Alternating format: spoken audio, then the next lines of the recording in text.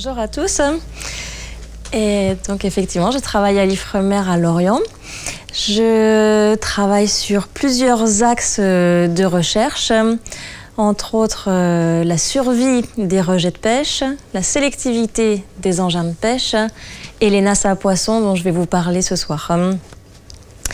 Et donc, mon idée dans cette présentation, c'est surtout de vous montrer un petit peu quelle est notre approche et notre démarche là pour essayer de mettre au point et développer un nouvel engin de pêche. Donc, dans un premier temps, je vais vous parler du contexte, qu'est-ce qui a motivé ce projet, et ensuite, je vais vous expliquer comment on s'y prend, qu'est-ce qu'on a réussi à obtenir jusqu'à présent, et qu'est-ce qu'on espère obtenir en finalité de ce projet. Donc pour commencer, pourquoi... Attendez, parce que je m'embrouille avec mes deux... D'accord. Qu'est-ce qu'une nasse à poisson, d'abord? Une nasse à poisson, c'est un piège dans lequel on espère capturer du poisson. Et on a l'habitude de distinguer la nasse qui cible le poisson du casier qui cible le crustacé. Parce qu'après, sur le plan réglementaire, ça ne se gère pas de la même façon, toutes ces espèces de crustacés ou de poissons. Donc, il s'agit d'un piège.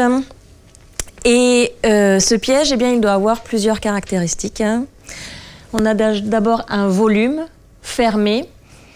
On a quelque chose qui va attirer le poisson à l'intérieur. Ce qu'ici, on va appeler un attractant ou un appât.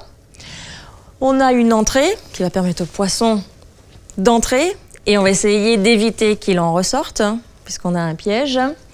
On a une porte pour que le pêcheur puisse vider sa nasse, récupérer le poisson, changer l'appât ou l'attractant dont il se sert.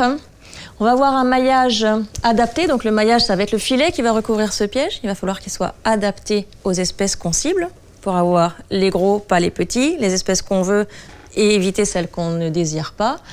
Et on peut aussi avoir un dispositif sélectif qui permettra aux espèces qu'on ne désire pas de s'échapper. Voilà un petit peu les grandes lignes de ce qu'est une nasse à poisson, un piège.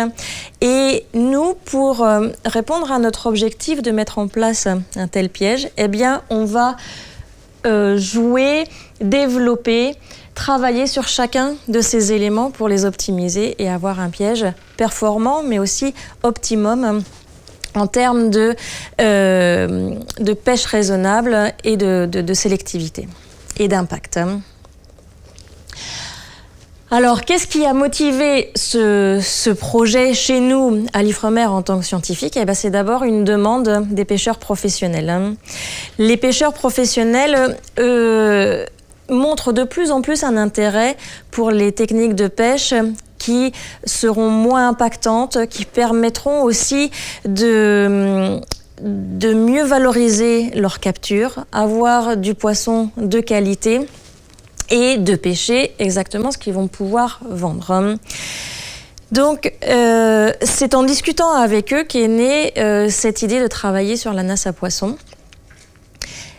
Pourtant, c'est une technique de pêche ancestrale qui existe depuis des centaines et milliers d'années, mais qui en France a été un petit peu abandonnée. Alors, à l'étranger, on a des traces, en tout cas des utilisations assez courantes dans plusieurs pays de la nasse à poisson. En haut à gauche, c'est une représentation qui date un petit peu de la nasse à poisson en Norvège. En bas, c'est un exemple de nasse à poisson sur le Mékong. Et la nasse à poisson était, comme le casier, un engin qu'on pouvait fabriquer de manière très, très traditionnelle. Il peut toujours être utilisé ou observé de manière traditionnelle comme ça, mais en Europe, il a un petit peu plus évolué. Le plus connu en Europe, c'est ce qu'on appelle la nasse norvégienne. Eux ont une grande tradition de la pêche à la nasse. Et en Norvège, dans les fjords, ils utilisent actuellement ce type d'engin qui est assez simple, qui est une armature métallique entourée d'un filet. On met un appât à l'intérieur Et avec ça, les Norvégiens vont cibler essentiellement la morue ou le brome. Le brome est un poisson qu'on n'a pas ici, nous, dans nos eaux, qui peut être assez grand. C'est un gadidé, c'est la même famille que la morue, que le merlan, que le merlu, et qui répond très bien à ce type de piège. Un autre exemple, toujours sur un gadidé qu'on a, nous, ici, c'est le taco. Et c'est les Espagnols qui avaient développé une pêcherie de taco, surtout en Galice. Et ils avaient ce type de nasse ronde, ça marchait très bien. Et à l'époque, ils avaient un marché pour cette espèce, mais c'est quand même une pêcherie qui est maintenant de moins en moins observée, ou vraiment de manière très artisanale. Et nous, en France, eh bien, suite aux sollicitations qu'on a eues des pêcheurs professionnels, eh bien, on a essayé de voir un petit peu ce qu'on pouvait faire, qu'est-ce qu'on pouvait tester, qu'est-ce qui existe à l'étranger, et puis s'inspirer de tout ça pour mettre en place peut-être de nouveaux concepts. Alors, le modèle que vous avez ici, il a été observé aux Antilles, en Martinique essentiellement, pour pêcher le vivano. Le vivano, c'est une espèce de poisson qui vit autour du corail. Donc il la pêche à la nasse. C'est une structure métallique entourée d'un grillage à poules qu'il change régulièrement. Celle-ci, c'est une nasse développée par les Suédois qui vise aussi la morue. Et les deux modèles que j'ai mis en bas, c'est des modèles qu'on a essayé de développer ici il y a une dizaine d'années à l'Ifremer en France, en essayant de s'adapter aux conditions environnementales qu'on a, parce que pour celle-ci, par exemple, on a des secteurs, nous, avec des très forts courants. Et comme il y a un intérêt à avoir des nasses qui sont pliantes pour ne pas qu'elles prennent beaucoup de place à bord, eh bien, le fait qu'elles soient pliantes va faire qu'elles se déforment dans le courant. Donc on a essayé de concevoir quelque chose qui, au contraire, dans le courant, va se déployer. Et on a un autre modèle ici qui, au contraire, est fait pour les zones très calmes et qui permettra de bien se tenir quand il n'y a pas de courant. Donc voilà, on a essayé plusieurs modèles. Là, ce que je vous ai mis ici, c'est la nasse norvégienne qu'on a aussi testée. Ces trois photos-là.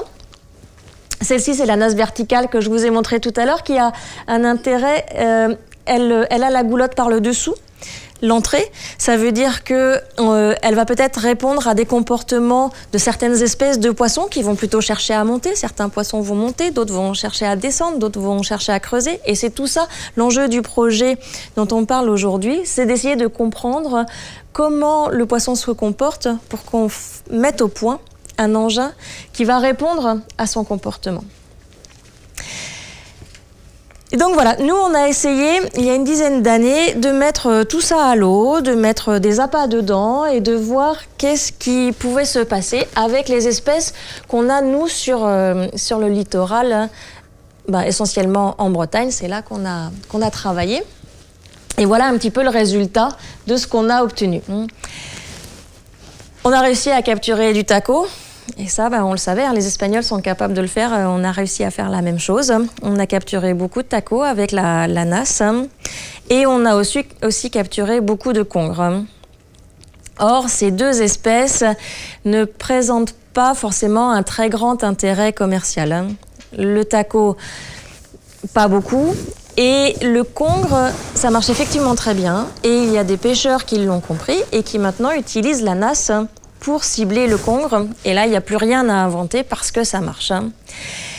La question qu'on se pose, c'est est-ce qu'on est capable de pêcher à la nasse d'autres espèces à valeur marchande plus intéressante, des espèces pour lesquelles il est intéressant d'avoir une très bonne qualité qui permettrait d'être mieux valorisées sur le marché.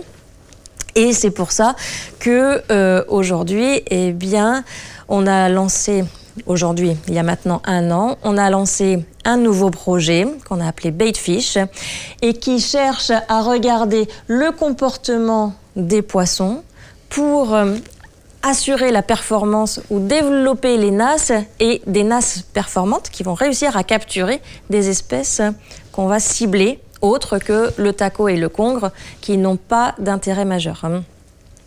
Et parallèlement, on va Donc d'un côté, on va développer la nasse à poisson, mais de l'autre côté, on va aussi regarder l'impact. C'est-à-dire qu'on ne peut pas développer un engin de pêche sans parallèlement mesurer quel va être son impact tant sur la ressource que sur le fond marin. Donc voilà un petit peu comment on s'y prend. Ça, c'est le plan de ce que je vais vous présenter aujourd'hui. Le projet Baitfish a commencé en 2018. Il a commencé par une concertation avec les pêcheurs parce que nous, les scientifiques, on a besoin de travailler avec eux pour s'assurer qu'on part bien sur la bonne voie, que nos travaux vont répondre à leurs besoins. Et donc, on a eu pas mal de concertations qu'on a toujours, puisqu'on les informe au fur et à mesure des avancées du projet. Et ensuite, eh bien, on a essayé de voir ce qui se passe à l'étranger, ce qui se passe déjà ici, si les pêcheurs ont déjà des initiatives sur ce type de technique. Et ensuite, on a avancé sur les différents points. Je vous parlais tout à l'heure de la nasse. Pour qu'elle fonctionne, il faut un appât. Il faut qu'on voit comment le poisson se comporte autour pour espérer l'avoir à l'intérieur. Ensuite, je vous en parlerai tout à l'heure, on a quelques développements plutôt techniques sur les matériaux qu'on va utiliser pour ce nouvel engin. Et enfin, l'idée est de transférer aux professionnels un prototype sur lequel on a pu aboutir après toutes ces étapes de développement. Alors le premier point, je vais vous montrer quelques photos de Norvège puisque en Europe, eh bien, ce sont les plus avancés sur cette technique de pêche. Donc l'année dernière, nous sommes 2 collègues à être allés visiter nos homologues norvégiens, le centre de recherche qui s'appelle IMR là-bas, qui est basé à Bergen, et qui a fait de nombreux travaux sur la nasse à poisson. Et on a aussi travaillé avec un pêcheur là-bas qui pratique la nasse régulièrement parce que sur un tel projet, il ne s'agit pas seulement de mettre au point un engin qui marche, mais il faut penser au transfert et donc il faut regarder comment est-ce qu'il s'utilise sur un bateau de pêche parce que les bateaux de pêche là-bas ici ne sont pas les mêmes et donc il faut quelque chose qu'on pourra réellement transférer sur nos bateaux chez nous. Donc voilà à quoi ressemble un petit port traditionnel de pêche en Norvège, en tout cas dans les fjords de la région de Bergen. Voilà, ça c'est un fjord avec des eaux très profondes qui vont de 200 à 400 mètres. Et c'est là qu'ils pratiquent la pêche à la nasse. Et voilà, donc ça, c'était le pêcheur avec qui on a embarqué pour voir comment il travaille. Il est tout seul sur son bateau. Il est tout tranquille, il met une quarantaine de nasses à l'eau et dans les fjords, il pêche le brome dont je vous parlais tout à l'heure. Il y a 2 espèces principalement qui sont pêchées à la nasse en Norvège, le brome et la morue. C'est des nasses qui ne sont pas posées au sol, elles sont flottantes. Celles-ci sont posées au sol. Elles sont posées au sol. Elles sont sur 2 étages, donc ça fait une armature qui est lestée, un filet, une autre armature et encore un filet. On dit qu'elles ont 2 chambres, d'accord ? Parce que c'est un mode de piège comme un labyrinthe, c'est-à-dire que il va falloir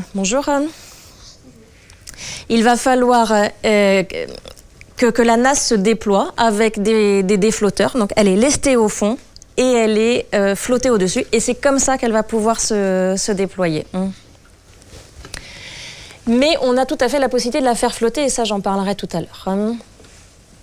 Donc voilà, ce pêcheur, eh bien, il est tout seul sur son bateau et il met à l'eau une quarantaine de nasses tous les jours, qu'il relève tous les 24 heures. Donc ça, c'est un exemple sur le brome, mais j'ai aussi un autre exemple en vidéo sur la morue aux États-Unis. Voilà, donc ça, c'est un exemple de nasse à morue aux États-Unis. Vous voyez, la morue est un poisson qui réagit très bien à cet engin. Alors, c'est un gros volume d'engins, avec des nasses qui sont rigides et souples à la fois. La structure n'est pas pliante, mais permet un gros volume une fois qu'elle est déployée au fond de l'eau. Et on va ensuite voir une image sous-marine. Et voilà comment ça se comporte au fond de l'eau.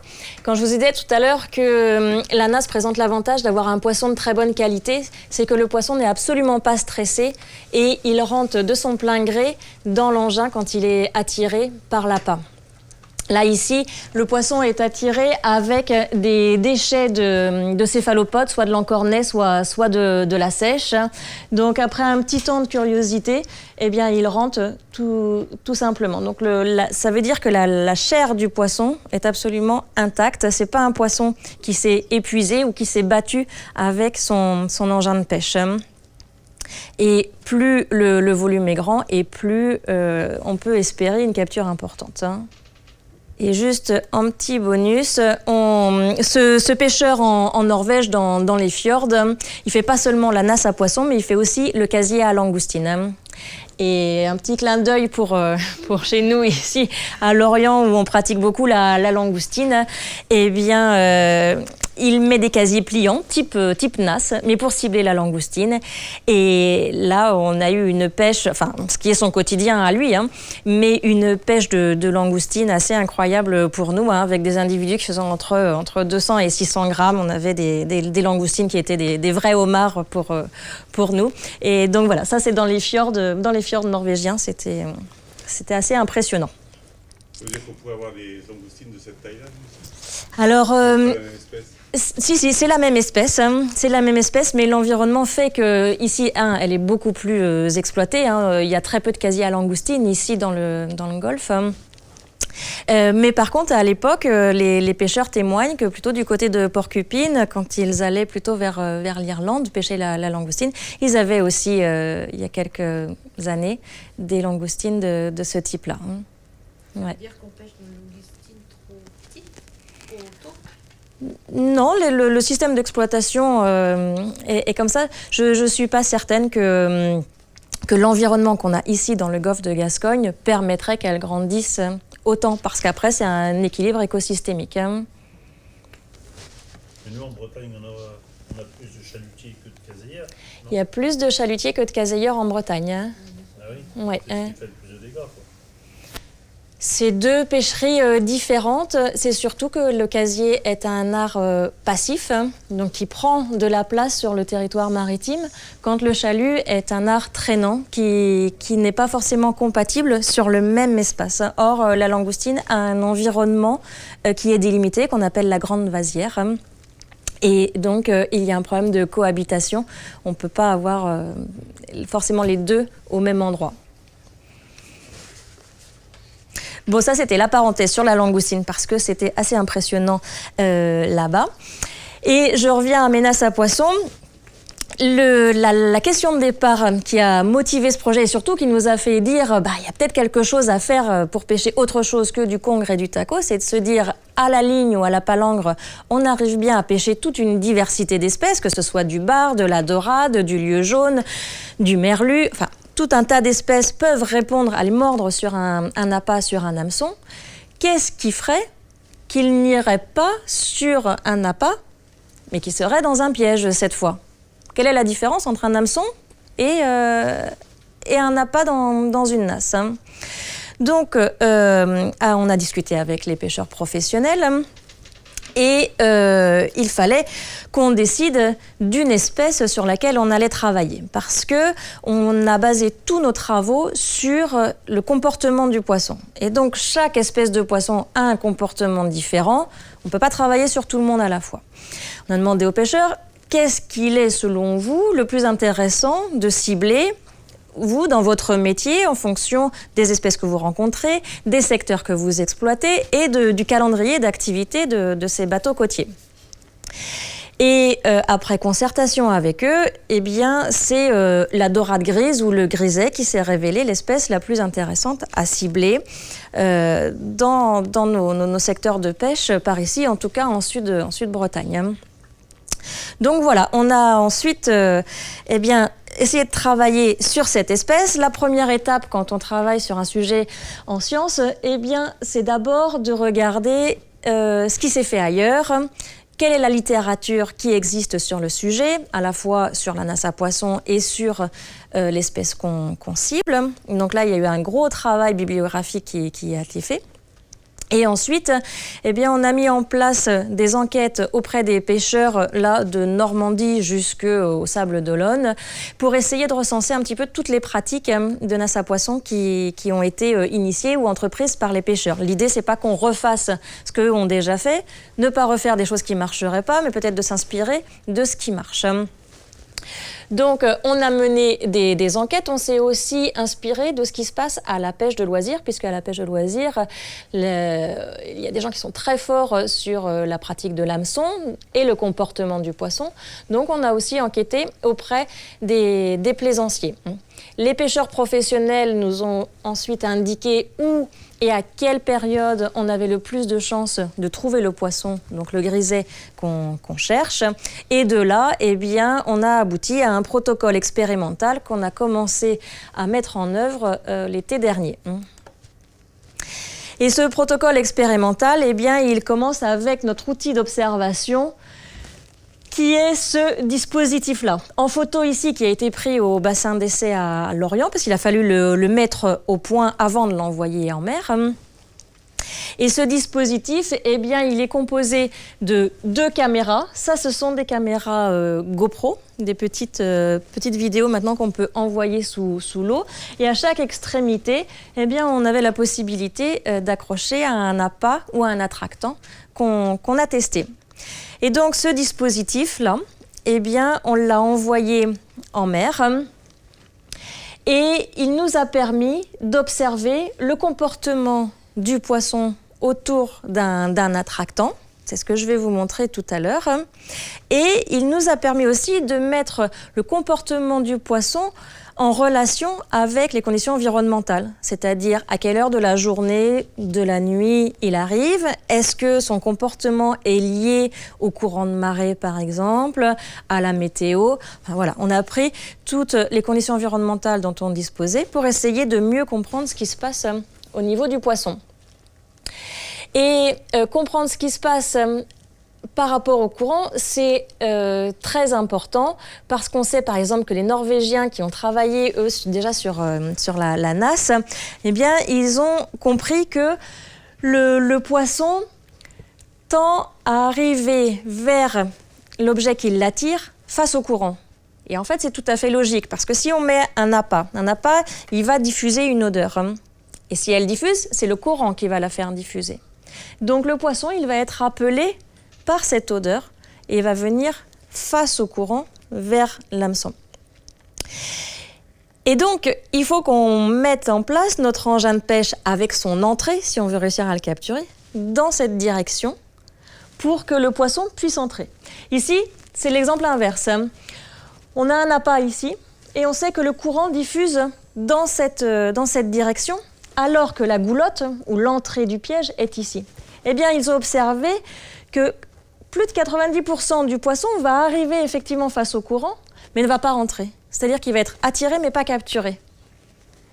Et donc ça, c'est très très important d'avoir cette compréhension, parce que si on arrive à mettre la nasse dans le sens du courant, eh bien là, on a les deux d'un coup. On a le poisson qui arrive face au courant et qui va tout de suite trouver ça. Il faut lui faciliter le travail au poisson.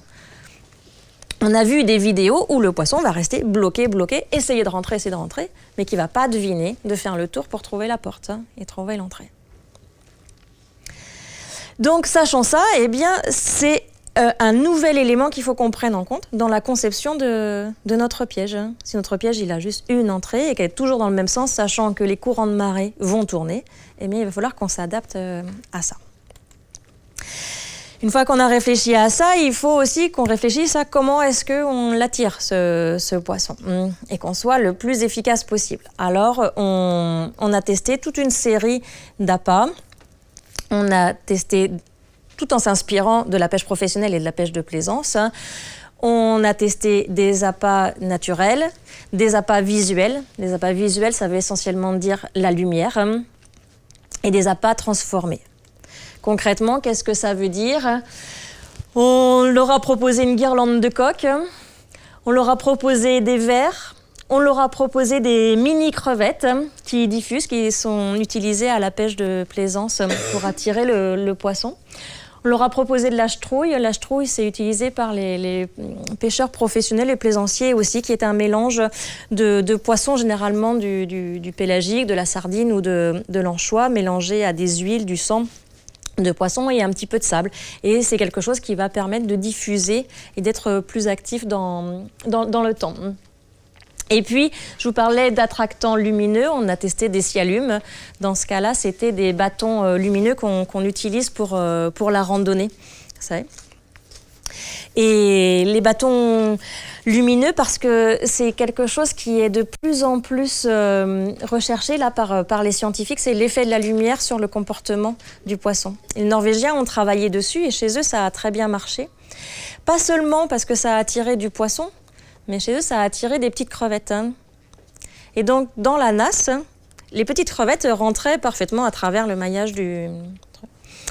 Et en fait, c'est les petites crevettes qui ensuite attiraient la morue.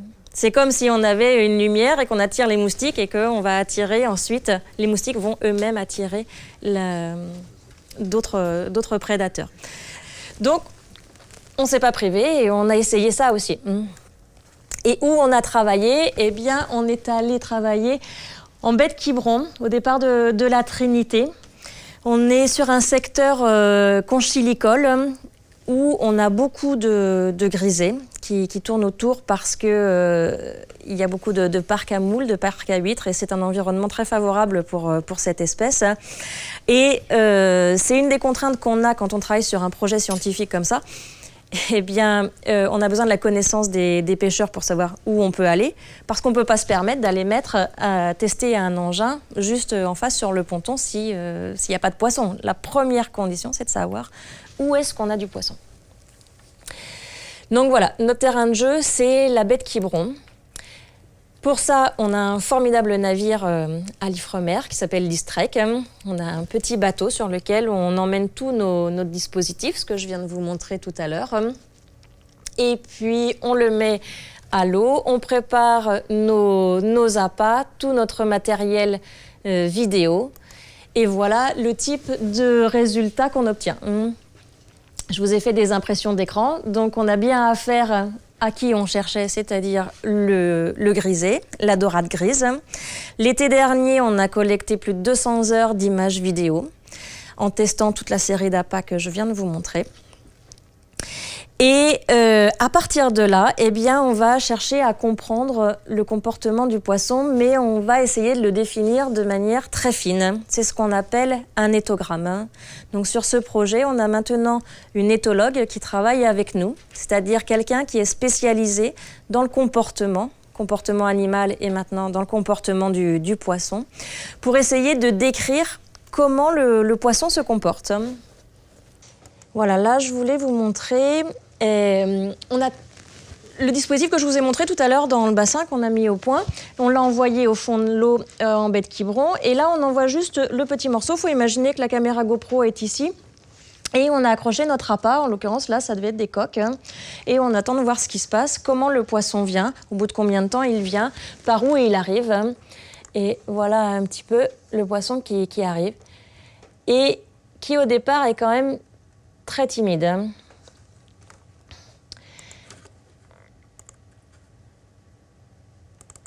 Petit à petit, il se familiarise. Et là, il va arriver directement. Il a compris ce que c'était, qu'il n'y avait pas de danger. Et il repart aussitôt.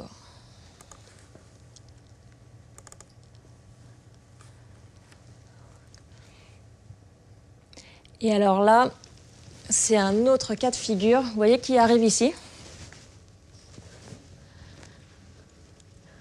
C'était des crevettes, elles sont tombées au sol. Le griset s'y intéressait. Pas de bol, l'araignée est arrivée avant et le griset, en fait, ça va être un des gros problèmes qu'on va avoir en développant notre engin, c'est qu'il est quand même assez timide, il a du mal à s'imposer. Et voilà. Et dès qu'une araignée ou quelqu'un arrive avant lui sur l'appât, eh bien, il n'arrive pas à aller jusqu'au bout. Et donc c'est très dommage parce qu'on a réussi à attirer le poisson. Ça, c'était la première étape de notre travail. mais il y a encore du travail pour réussir à le capturer. Un autre exemple là de compétition,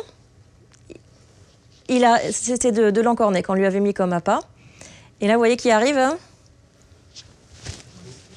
Non, c'est une sèche. Hein, c'est une sèche. Et finalement, elle a fait fuir le griset alors qu'elle n'avait même pas encore touché l'appât. Et donc, la compétition interespèce va être un vrai challenge pour nous, pour plusieurs raisons. C'est que, on voit que dès qu'une autre espèce arrive, eh bien, le poisson a du mal à aller jusqu'au bout de sa démarche. Alors, il faut imaginer après qu'il y aura une nasse autour. Et l'autre chose, c'est que il ne faut pas qu'on capture du poisson et du crustacé en même temps. La réglementation l'interdit. Donc, il va falloir qu'on travaille sur cet axe-là. Et enfin, je voulais vous montrer là, le poisson, finalement, il y a des jours, il a compris qu'il n'y avait pas de danger, qu'il pouvait y aller, surtout quand il arrive avec ses copains. Et là, c'était de l'étrille. On avait écrasé de l'étrille qu'on avait mis dans une poche. Et peut-être qu'avec ça, on arriverait à les attirer plus facilement. En tout cas, à partir de ce type de vidéo, eh bien, on va caractériser comment le poisson arrive, par où il arrive, et combien de temps il met, qu'est-ce qui fait qu'il franchirait le cap d'aller jusqu'à l'appât plutôt que de passer devant timidement. C'est tout ça là qui est en train d'être analysé pour concevoir l'engin. Et ça, la conception de l'engin, c'est ce sur quoi on travaille en ce moment et on va commencer les essais cet été. Alors, je retrouve, voilà. Et donc, je vous parlais de caractérisation du comportement. L'éthogramme, c'est ça. On a fait donc des dizaines, même des centaines d'heures de vidéos. Et là, la personne qui analyse, elle va regarder si le poisson arrive par le haut, par le bas, s'il reste éloigné, s'il vient dans une zone proche ou si carrément il vient manger. Et c'est comme ça qu'on va pouvoir nous se projeter sur le volume, sur la forme de l'engin de pêche qu'on va essayer de concevoir. Et le travail qu'on a fait l'année dernière portait sur toute cette diversité d'appâts. Maintenant, on sait quels appâts marchent les mieux, c'est-à-dire que le poisson est venu vraiment les manger, il avait un véritable intérêt et pas seulement passer. Et c'est avec ces appâts-là que maintenant, on va faire le développement de l'engin proprement dit. Et pour ça, eh bien, on va y aller étape par étape. Ce qu'on a fait l'année dernière, c'est quel appât fonctionne. Ça, c'est bon, on le sait. Maintenant, on va mettre une structure de piège autour de cet appât. Mais ça ne sera pas encore un piège, c'est juste une structure. Et on va regarder s'il continue à venir manger l'appât qu'on sait qu'il mangeait avant. Et donc, à partir de ça, on va regarder est-ce qu'il vient par le haut, est-ce qu'il vient par le bas, est-ce qu'il vient sur le côté, etc. En fonction de ce qu'on va obtenir sur cette étape-là, sur les vidéos, et bien, petit à petit, on va fermer le piège. Est-ce qu'il continue toujours à venir? Si on imagine qu'il vient systématiquement dans cette direction, par exemple, est-ce qu'il va continuer à venir si on ferme? Et petit à petit, eh bien, on va fermer pour en faire un véritable piège, mais complètement adapté à son comportement. Alors, ce piège, eh bien, il va falloir le fermer, le concevoir, mais il va falloir aussi réfléchir à sa mise en œuvre. Pour sa mise en œuvre, il y a deux critères qui vont nous intéresser. Le premier, c'est de savoir si on le met flottant ou lesté. Et ça répond à la question, est-ce que le poisson va préférer que l'engin s'oriente dans le courant ou est-ce qu'il va préférer que l'engin soit clairement figé puisqu'il est un peu timide? Est-ce qu'on va l'effrayer ou pas si on le met dans flottement? Oui.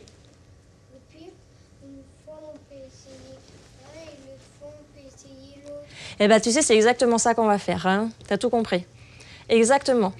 On va faire une fois au fond, on va même faire plusieurs fois au fond, et plusieurs fois le flotter. Et on va regarder ce qui se passe. Et avec ça, on va pouvoir comparer, et on va décider lequel marche mieux. Et après, on gardera que celui qui marche bien. Mais c'est exactement ça ce qu'on va faire. On va comparer. Donc, on va comparer flotter et lesté. Et on va comparer aussi des nasses pliantes et solides. Parce que les nasses pliantes, elles ont un grand intérêt, c'est le stockage à bord. Une fois qu'on les a sur le bateau, eh bien, elles vont s'empiler, elles prendront pas de place à bord. Et ça, c'est un critère qui est très important pour les pêcheurs. Sauf qu'on est en Bretagne, et en Bretagne, on a des courants de marée qui sont très forts, hein. Et ces nasses qui sont pliantes, faciles à stocker, eh bien, elles ont un gros inconvénient, c'est que dès qu'on y met un peu de courant, elles se déforment. Ça, ce sont des photos qui ont été prises dans le bassin d'essai de Lorient. Et dans ce bassin, on peut appliquer un courant dans une veine d'eau. Et donc, dès qu'on y met un petit peu de courant, eh bien, la nasse, elle se déforme, ce qui, peut effrayer le poisson, mais qui, en plus, risque de la déformer, y compris l'entrée. Alors ça marche très bien, c'est la nasse norvégienne, ça marche très bien dans les fjords où justement on n'a pas de courant. Mais chez nous, c'est pas adapté. C'est pour ça qu'il y a cette nécessité d'aller creuser plus loin. Et donc l'idée qu'on a pour ce projet cette année, eh bien, c'est de tester une structure ronde. Ronde parce que c'est ce qui va le mieux s'adapter au comportement du poisson qui, si jamais il n'arrive pas exactement face au courant, eh bien, le tour sera plus facile à faire. Il ne va pas rester bloqué par une façade complètement plane. Et on va tester ce que je vous montrais tout à l'heure, juste une structure sans filet, sans piège, sans rien. On va juste mettre le même appât, les coques par exemple, ce qu'on a testé l'an dernier, dans ce type de structure et regarder ce qui se passe, par où il rentre. Et petit à petit, on ira fermer le piège. Et une fois qu'on aura fait ce piège, eh bien, on se posera d'autres questions. C'est quel est l'impact du piège qu'on a conçu sur la ressource ou les espèces qu'on cible. Donc, c'est ce qu'on appelle faire de la sélectivité. On cible le griset, mais on cible les gros grisets. Les petits, on n'en veut pas. Et donc, il va falloir qu'on adapte le maillage à la forme du poisson et à sa taille pour laisser échapper les poissons dont on ne veut pas. Et là, le poisson pourra parfaitement s'échapper. Ça, c'est une photo qui est prise sur du taco. Puisqu'il s'agit d'un engin passif, la maille est parfaitement ouverte. Il y a juste à la dimensionner pour que le poisson puisse s'échapper naturellement. Et donc, on fera la même chose sur le griset en adaptant une forme et une taille de maille. En dessous, c'est des courbes de sélectivité. C'est la façon dont on observe la proportion de poissons juvéniles ou de taille indésirée qu'on obtient comparée à la proportion d'individus qu'on a de taille commerciale. Et ça, c'est ce qu'on appelle la sélectivité intraspécifique, parce qu'on fait de la sélectivité au sein d'une même espèce, seulement sur la base de sa taille. Mais on a vu tout à l'heure qu'on a un autre problème, qui est la sélectivité interspécifique.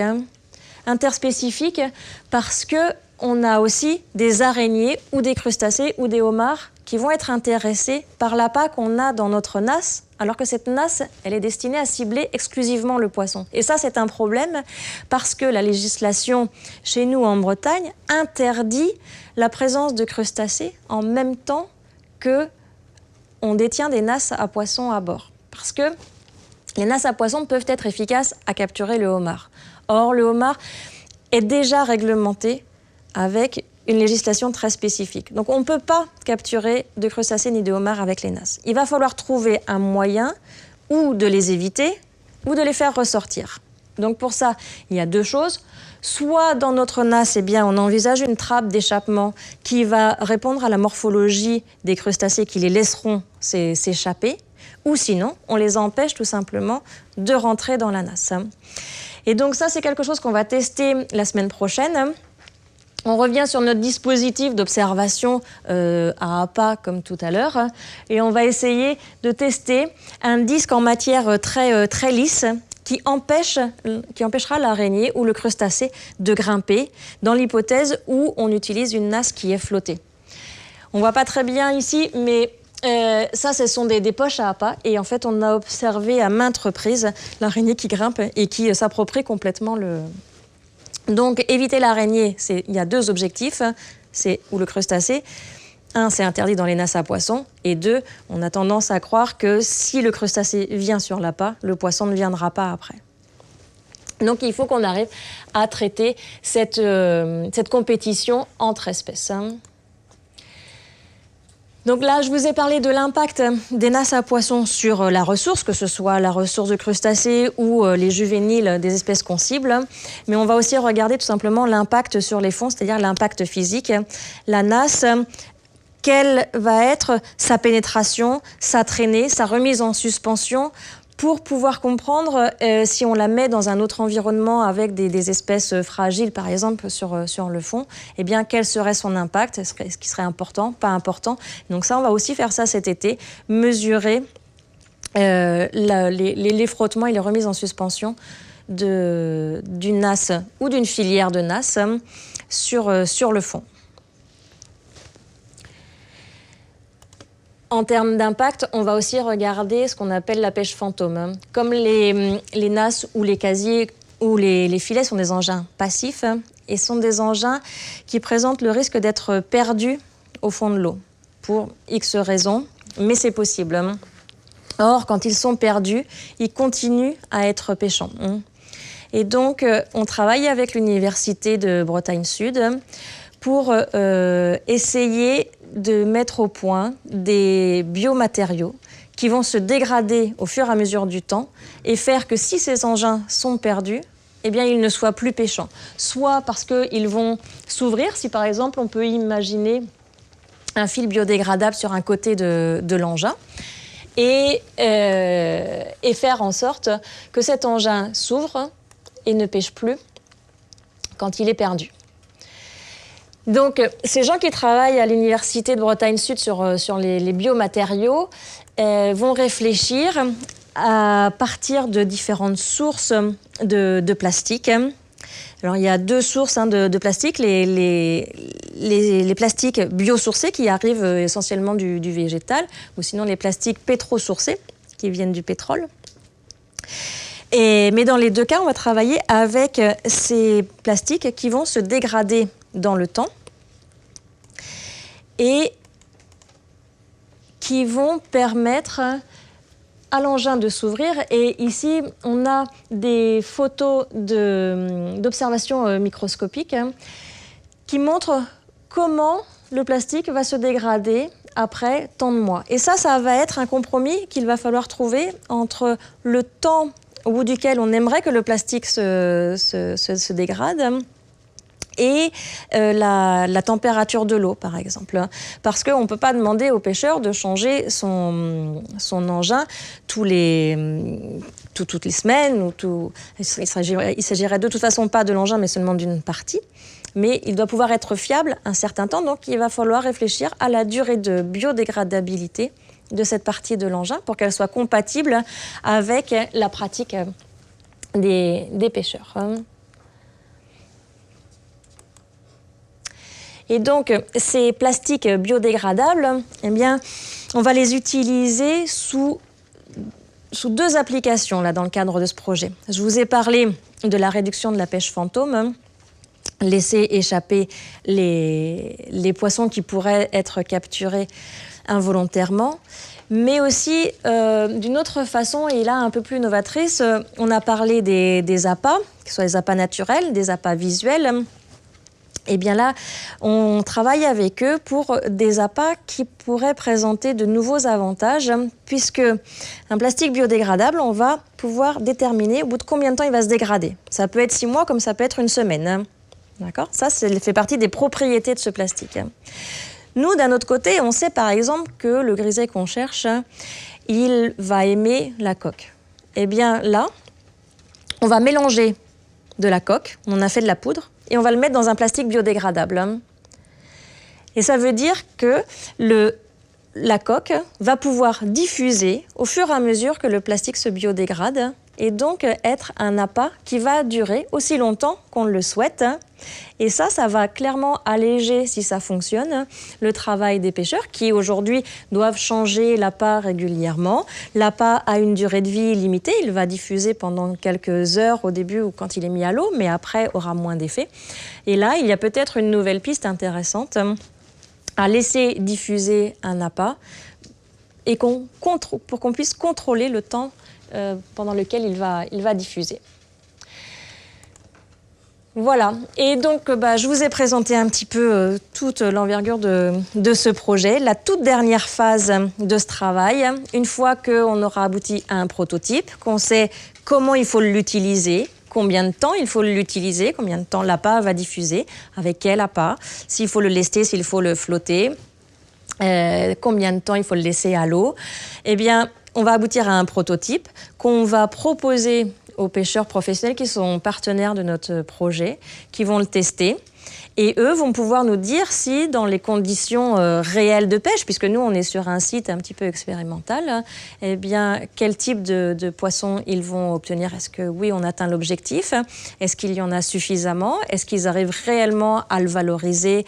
Et est-ce que ça vaut le coup? Est-ce que on a été bon sur le plan ergonomique aussi, puisqu'on a parlé de nasses pliantes, de nasses rigides. Est-ce que tout ça c'est compatible avec la disposition des bateaux qui seront volontaires pour les tester? Et finalement, est-ce que ce nouvel engin qu'on développe de manière non impactante, mais qu'on espère performant, est réellement viable et que sur le plan économique? Et donc ça, c'est la phase qu'on va entamer en 2020, après avoir fait les essais qu'on va commencer là d'ici une semaine ou deux. Voilà, vous savez tout sur notre projet de nasse à poissons.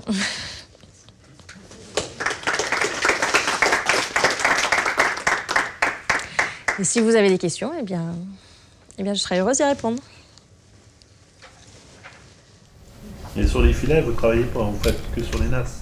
Alors moi là je travaille exclusivement sur la nasse. En ce moment on n'a pas de projet sur le filet. Vous savez, on a un mode de fonctionnement qui travaille par projet.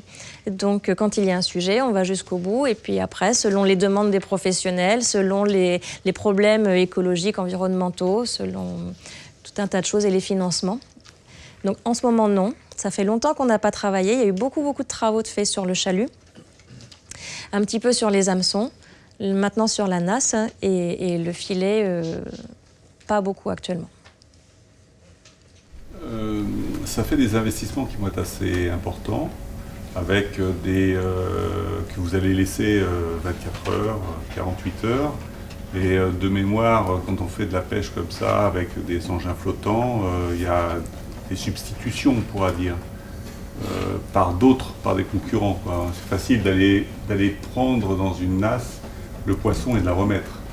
Quand vous voulez dire d'autres, c'est d'autres pêcheurs, hein? Non, par exemple, des gens qui sont sur des bateaux, quoi, oui, ouais. Qui peuvent aller. Et donc, est-ce qu'il n'y a pas un peu cette problématique entre ce matériel qui va être déposé au fond et vous allez perdre, quelque part, le laisser là, et le fait d'avoir un filet, un chalut, et puis là vous ramassez, et puis il reste le bateau. Alors nous, sur la phase d'expérimentation scientifique, on n'a pas ce problème parce qu'on travaille sur la concession Ifremer qui est comme une propriété privée. Ça n'empêche pas, mais ça n'est jamais arrivé, donc les risques sont quand même très faibles. Et après, si on imagine un transfert aux pêcheurs professionnels, le risque n'est pas plus grand que pour les casiers, où ils mettent déjà des casiers qui sont ils sont peut-être un peu plus au large, mais là, les nasses à poissons pourraient aussi être un peu plus au large. Donc, on est dans les mêmes configurations. Elles sont balisées, ou si c'est les professionnels qui l'utilisent, elles seront balisées de la même façon que le reste de leur matériel. Donc, oui, c'est un risque, mais je ne pense pas qu'il faille penser à ce problème. En tout cas, on n'a pas de moyen de le contrer, s'il existe. Le marché qui est visé, c'est les poissons vendus vivants, en fait. Alors, il pourrait très bien être vendu vivant. Il y a un tout petit marché très anecdotique de poissons vivants. Mais vraiment, c'est à la marge. C'est plutôt un marché de poissons d'excellente qualité puisque le poisson n'est pas du tout stressé ou fatigué ou abîmé. Il a toutes ses écailles, la qualité de sa chair est excellente. Et donc, c'est un petit marché de niche. C'est pas du tout une technique qu'on peut imaginer à grande échelle. C'est une technique qui serait une technique d'appoint, de complément, de diversification pour la petite pêche côtière. Oui, il y a le monsieur qui est... Le poisson qui nous arrive pêché par les grands chalutiers, on peut considérer qu'ils ont au moins 8 jours, si ce n'est pas plus, de mer, c'est-à-dire de frigo, quoi. Ils conservent, je crois, leur poisson à 1 degré, mais le merlu qui est pris à telle date, très souvent est commercialisé au moins 8 jours après, si ce n'est pas plus. Alors, Est-ce que vous êtes d'accord avec ça? non, on ne peut pas généraliser ça. Parce qu'il y a des bateaux ici à Lorient qui sortent à la journée et qui vont débarquer du poisson pêché la journée même. Hein. Ah oui. Ça dépend des distances entre la zone de pêche et le port et combien de temps les bateaux partent. Hein. Mais ici à Lorient, on a de nombreux bateaux qui partent pour 1 jour ou 2 jours et qui ramènent du poisson extrêmement frais. Et autre chose pour moi je pêche le bar ou la dorade, mais nous on a une taille de 42 cm et eux c'est 36. Pourquoi est-ce que Pour eux, c'est maintenant 42 aussi. Hein. ah ouais, ça y est, c'est passé à 42. Ouais. Ah oui, comme Ouais, c'est tout le monde pareil. parce qu'en poissonnerie Ah oui, non, mais ce en qu'on poissonnerie, voit, c'est c'est pas- c'est autre chose. Mais c'est pas pour ça que c'est légal. Hein. Les pêcheurs ouais. professionnels pêchent le bar à 42 centimes. ah d'accord. Il n'y a pas longtemps que c'est passé alors peut-être. Je sais pas. Ah, si, ça fait au moins. Si, ça fait un moment quand même que c'est à 42. Ah ouais. Et je voulais demander pour la pêche complémentaire, ça veut dire que le pêcheur va pêcher essentiellement autre chose et là, par exemple au mois de mai ou complémentaire dans le calendrier ou dans l'utilisation de dans son genre? Essentiellement dans le calendrier parce que la petite pêche côtière est très saisonnière. Hein. Les saisons de poissons qui arrivent à la côte ou qui repartent sont très marquées et donc il y a des creux où ça va les intéresser. Le grisé, ils peuvent déjà le pêcher à l'hameçon par exemple, mais la technique de la nasse les intéresse et donc ils pourraient peut-être substituer l'hameçon par la nasse, hein. Mais c'est essentiellement en termes de calendrier que c'est complémentaire, ou faire un appoint aussi avec quelques nasses, pas beaucoup d'engins, mais selon leur circuit de pêche, terminer une journée en allant poser quelques nasses et en les récupérant après. Je vous souhaite bien du plaisir parce que nous qui sommes pêcheurs à la ligne, quand on voit la méfiance du poisson, je vous garantis que pour arriver à les faire rentrer dans une nasse, parce que nous on fait tout pour que la passe soit le plus naturelle possible, et malgré tout, c'est bien. Oui, pas facile. Malgré tout, on voit des poissons d'une méfiance, mais c'est fou, quoi. Alors, est-ce que vous avez autant de vidéos pour voir comment il se comporte et comment vous pourriez lui faire plus plaisir, hein? C'est-à-dire, vous parlez de l'hameçon, mais si on a un appât où on laisse l'hameçon un peu apparent, le poisson, il ne prend pas. Hein. Ouais. À ce sujet-là, on a eu une conférence il y a quelques temps qui montrait, alors c'était sur les poissons, des pélagiques ou même, je crois, du macro, qui montrait une stratégie d'évitement du poisson par rapport au bateau. Pas forcément au filet, mais au bateau.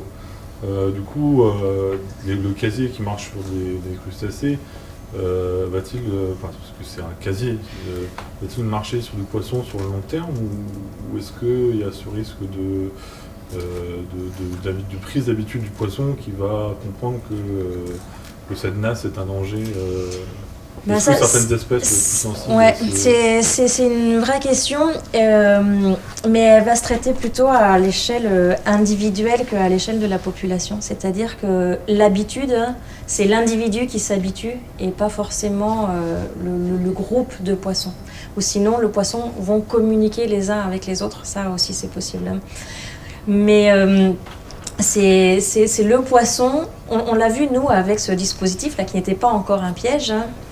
Au début où on le posait, le poisson était timide et en fait il lui a fallu un certain temps pour comprendre qu'il n'y avait pas de piège et là il pouvait venir manger librement. Donc il s'est déjà plus ou moins habitué. À la fois il s'est déjà plus ou moins habitué et après on a vu sur la dernière vidéo que je vous ai montrée sur l'étrille, il n'a pas hésité à rappeler tous ses copains. Ils ont tous compris qu'il n'y avait pas de danger, ils ne se sont pas transmis ce... Alors je ne sais pas la véracité de la chose, mais il me semble que certains pêcheurs de bar qui en font un métier, pas des pêcheurs professionnels, mais des pêcheurs qui emmènent des touristes et tout, le bar, ils ne le relâchent pas immédiatement à l'endroit où ils pêchent, parce que justement, d'après eux, en tout cas, le bar communiquerait aux autres bars une notion de danger. Ouais, tout à fait. Du coup, sur des poissons, parce que, est-ce qu'il comprend qu'il est enfermé au bout d'un moment? Est-ce que... Ouais, il peut y avoir quelque chose comme ça, mais je ne sais pas dans quelle mesure ça s'étend à la population qui n'a pas encore expérimenté, qui n'a pas encore vu l'engin dans son paysage. Et ça, on va le savoir quand on fera le transfert aux professionnels qui, eux, vont tester en conditions réelles et voir comment le poisson se comporte. Mais ouais, c'est une question qui n'est pas résolue. Il y a eu un épisode dans l'histoire qui raconte bien ça, ça s'appelle Pompéi. On avait beau dire aux gens qu'il allait avoir éruption, les gens y sont restés. Donc on voit bien que le poisson, il n'y a pas de raison. Ouais, on verra. Ouais, mais c'est une vraie question parce qu'on voit quand même une communication. Ouais. Mais là, c'était positif pour eux parce qu'il n'y avait pas de piège autour. Ouais. Mais à contrario, s'il y a une cage et puis que s'il y a un poisson à l'intérieur qui commence à paniquer parce qu'il n'arrive pas à sortir, ne pas réussir à sortir, les poissons n'ont pas l'air d'être du tout paniqués de ça. De toutes les vidéos qu'on a, enfin le peu que je vous ai montré, vous voyez comment le poisson est très tranquille et n'est pas. C'est comme un poisson dans un aquarium, il n'a pas l'air d'être stressé. Pourtant, il n'en sort pas, de l'aquarium. C'est un petit peu le même type de comportement qu'on observe dans la nasse. Le poisson n'est pas stressé et ne cherche pas à sortir. Il n'a pas conscience qu'il est fermé. Il n'a pas conscience qu'il est enfermé et au contraire, il y a certaines espèces qui vont même chercher la cachette. On avait essayé, et ça existe sur les récifs coralliens, des nasses qui ne sont pas appâtées. C'est-à-dire que le poisson va rentrer dans le piège simplement parce qu'il le prend comme un refuge. Et donc c'est même plus une sensation de protection qu'une sensation de piège pour certaines espèces. C'est ce qu'utilisent les pêcheurs de thon dans le Pacifique. Qui vont venir se mettre sous les DCP à l'abri. Le congre lui-même, il va chercher les trous et se mettre dans le trou. Il n'a pas la sensation qu'il est emprisonné quand il vient de son plein gré se mettre dans un trou. C'est la même chose. Le poisson est rentré de son plein gré, il n'a pas du tout la sensation d'être emprisonné et donc n'a pas ce stress. Donc le stress qui serait communiqué aux autres qui restent dehors, il serait de toute façon assez minime. Puisque le stress ne va intervenir qu'au moment de la remontée de l'engin, quand là, ça va commencer à bouger. On entend parler de pêche électrique, ça va pas être fait quand même. Non, là la France vient de l'interdire. Le gouvernement l'a interdit pour la France. Ça n'aura pas lieu en France. C'est les Pays-Bas qui sont essentiellement... Ils le font. Oui, alors les Pays-Bas ont eu des dérogations pour tester la pêche électrique de manière expérimentale, en essayant ensuite de le négocier à plus grande échelle et en faire une pratique chez eux.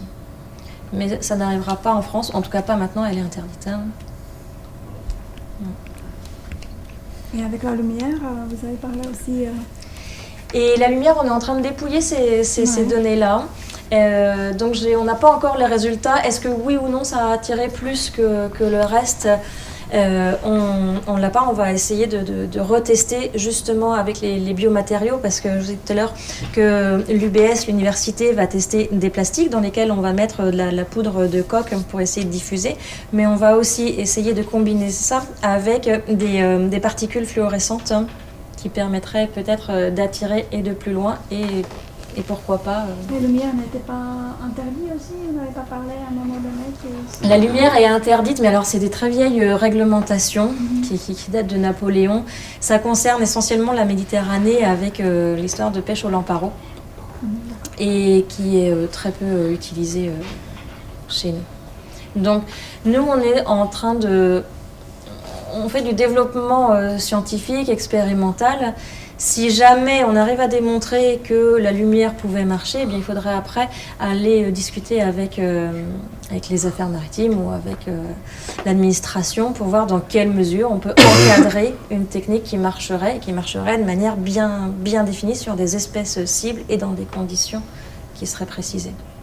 Un petit truc qui me fait tiquer là sur... Vous dites que vous allez faire des plastiques, des bioplastiques mélangés avec de la poudre de poisson, de la farine de poisson, et en plus avec des éléments phosphorescents ou fluorescents. On est d'accord que le poisson va s'en nourrir dans la nasse le temps qu'il est remonté. On parle aujourd'hui de microplastiques et tout. Non pas que ça doit être très drôle d'avoir une dorade qui brille la nuit quand on éteint la lumière, mais... Non, c'est une bonne question. Mais c'est des plastiques qui sont entièrement biodégradables. C'est-à-dire que c'est le plastique va enfermer des particules de coque, hein, d'accord? Là, en fait, on a séché des coques, elles sont réduites en poudre, en poussière, hein, et cette poussière, on va l'intégrer via une imprimante 3D à du plastique intégralement biodégradable. C'est-à-dire que biodégradable, ça veut dire que les bactéries vont s'attaquer à ce plastique, hein, et elles vont entièrement manger ce plastique. Il n'y aura pas de microplastiques qui seront libérés ouais, mais ça j'entends, mais dans l'eau. Et donc, le poisson est pêché, quand même, on le mange. Mais le poisson ne va pas manger. En fait, c'est dur comme ça, hein, le plastique dont on parle. Le poisson ne va pas le manger, il va juste être attiré. Parce que les bactéries qui vont manger ce plastique vont libérer les particules de coque, hein, qui vont ensuite diffuser dans l'eau. Et c'est pas le plastique qui va diffuser. Le plastique qui va être mangé au fur et à mesure et donc libérer ces particules. Ouais. Et pareil, si ce plastique, si on le teste, hein, fluorescent, ce sera la même chose. Ce plastique va être mangé avant d'être libéré. On n'aura pas de particules fluorescentes qui vont partir dans l'eau non plus. Ce sera complètement désintégré. À la poissonnerie, quand on aura, enfin, je parle dans 10 ans, 20 ans, même si ces projets-là, il y aura probablement une différence de prix, j'espère, parce que vu les avantages au niveau de l'environnement de ces méthodes-là, je pense que ça va se traduire probablement par une différence de prix. Et entre le poisson de chalut et le poisson pris comme ça, Ouais. il va falloir que les pêcheurs en profitent, que ce soit rentable. Les rendements ne seront pas du tout comparables. Ouais. Il y a plusieurs choses qui vont intervenir. Il y a effectivement les rendements et il y a aussi l'éveil des consciences des consommateurs et du prix à payer par le prix que le consommateur est prêt à mettre. Hein. Mais ça commence de plus en plus. Les ligneurs de bar ont commencé à le faire en étiquetant le bar de ligne qui est d'une qualité autre que celle du chalut et qui n'est pas non plus au même prix. Donc le consommateur commence à avoir cette conscience d'un prix à payer, être prêt à payer pour une autre qualité, un autre produit. Et de plus en plus, on parle aussi de labels écologiques. Et ça veut dire que bien derrière un label, il peut y avoir une garantie d'un certain type de pêche et donc il y a une partie des consommateurs qui pourraient être prêts à payer pour ce type de label et type de produit. Mais c'est une éducation de la population aussi. Le poisson est assez cher maintenant. Le poisson est cher. Je pense qu'ils ont perdu quand même pas mal de clients. Les gens mangent, je pense, moins de poisson qu'avant. Ouais, c'est très cher le poisson. Très bien, je vous remercie en tout cas pour votre attention et curiosité.